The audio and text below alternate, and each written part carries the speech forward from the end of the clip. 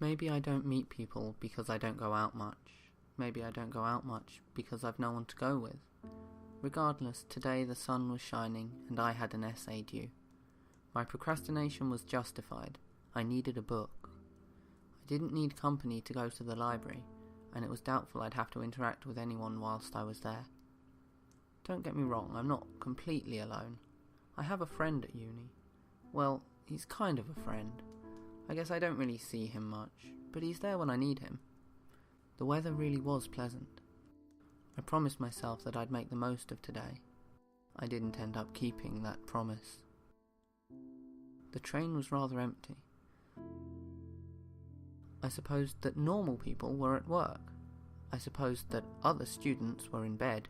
It was only noon. Suddenly my gaze caught. Someone decidedly not normal and not asleep had just sat down.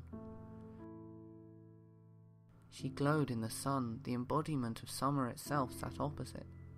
Her hair was golden. Her eyes were a cosmos. Oh shit, she was looking at me.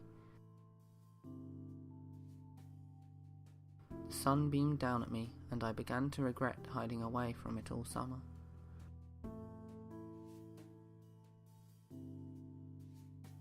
Did she smile? I think she smiled. A warm grin. No, maybe she just had the sun in her eyes. I couldn't keep myself from glancing back at her. She was beautiful and completely and utterly not made of polygons. I wished the train journey to the library was longer. But as I got off the train, I noticed her get off one door down. A few years ago, I would have heard a long internal debate about whether I had the courage to go and talk to her. These days I already knew the answer. I let her walk out of my life as gracefully as she had entered it. I was surprised at how far my heart plummeted. Nothing new, I told myself. I felt a hand on my shoulder. I jumped slightly. I turned around and before me was the girl from the train. I'm not going to lie, I was pretty shocked. She asked me how to get to the supermarket, and I managed to stop my hand from shaking long enough to point. And then she gave me a piece of paper. Just in case, she told me. Oh shit, she looked at me again. I hurriedly crossed the road. When I glanced up at her again, she was already walking away. My mind was more focused on the piece of paper than the potential traffic, but luckily I survived the crossing.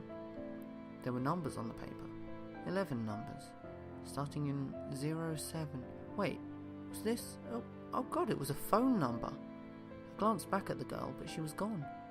I didn't even ask her name. I didn't ask her anything. I suppose I didn't say anything.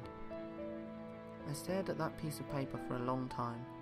I was scared of it, but at the same time it was the most precious thing I could ever imagine owning.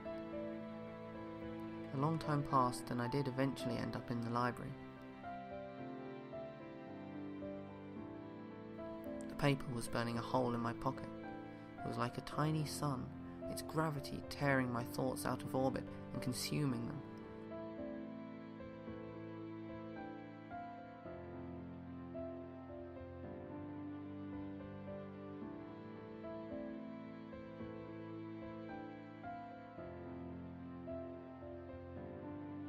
And yet I knew one thing. I would never call this number.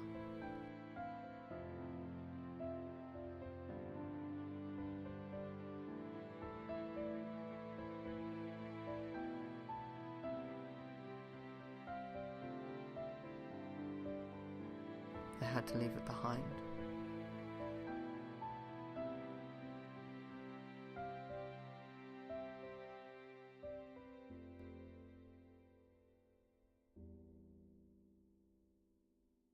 The weather began to change quite suddenly in the days that followed. I had indeed wasted the summer. Autumn passed in a wet blur, and winter arrived early. I began to regret that day. I was very slowly starting that descent. The clouds were thick and grey, and the world seemed to be trapped in perpetual dusk. I had been here before. This was one of those points that I couldn't get through alone. My family were 100 miles away. but at least I had one person, that friend I mentioned. I waited far too long to meet him, and spent far too many days hiding at home. But one day I woke up and the clouds were gone. Somehow summer had tiptoed in and gently encouraged me to step outside. We met at the park and chatted. It was small talk mostly, but I enjoyed the company. Eventually I told him about the girl. He listened and asked me whether I'd called her. When I told him that I hadn't, he said, "Don't let people tell you you're a nobody. Show these people who you are, because you're one hell of a great guy." He didn't realise that the one who was telling me I was a nobody was myself.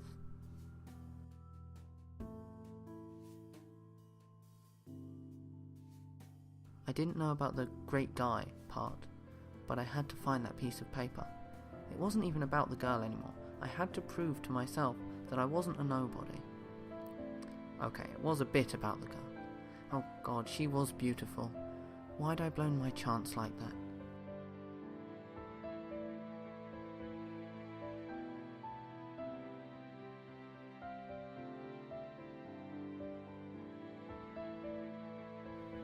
The paper had to be here. It had to. It just had to.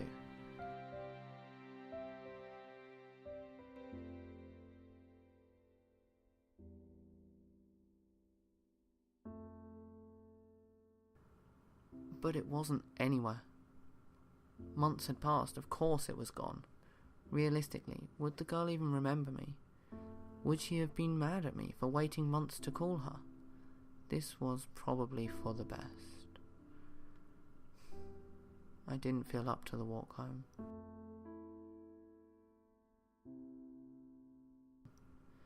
Descending onto the platform, suddenly my gaze caught.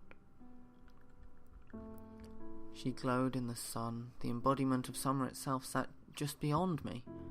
I ran up to her and the train arrived. She stood up. I hesitated for a moment. Not because I was nervous, but because this was a turning point, and I wanted to remember it. I tapped her on the shoulder. Oh God, that smile dazzled me for a second. I gestured to sit down. Despite my earlier confidence, I was shaking a bit. I opened my mouth and prayed that words would come out.